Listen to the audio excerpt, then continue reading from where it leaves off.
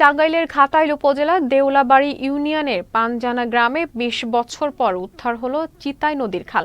দুপুরে পানজানা গ্রামে এই খালটি পুনরায় খননের ব্যবস্থা করা হয়। এলাকাবাসী জানান, উপজেলা দেউলাবাড়ি ইউনিয়নের পানজানা গ্রামে গ্রামীণ রাস্তার ব্রিজ নির্মাণ করেন উপজেলা প্রশাসন। সেজন্য রাস্তার প্রয়োজন হয়। গ্রামের কিছু মানুষ প্রয়োজনীয় খালটি ভরাট করে দখল করে রাখে। অবশেষে ২০ বছর পর ঘাটাইল উপজেলা প্রশাসনের সহযোগিতায় পানি প্রবাহ যাতে ব্রিজের নিচ দিয়ে যাতায়াত করে সেই প্রয়োজনীয় ব্যবস্থা গ্রহণের মাধ্যমে খাল খননের ব্যবস্থা করা হয়। আমরা এই নদীতে দেখছি নৌকা চলতো, এটার মধ্যে কাঠ কুট যত পাহাড়ের সব নামাইতো। এটা আগে অনেক বড় একটা মতো ছিল, নদীর মতো ছিল, কিন্তু অনেক লঞ্চ বা নৌকা বড় নৌকা যাতায়াত করতো। এটা আমরা অহংকার সবাই চাই, এটা অনেকবার আমরা চেষ্টা করছি কিন্তু পারি না। এটা রাস্তাটা খালটা হইলে আঙরে আমাদের ফসলের দিকে ভালো হয়।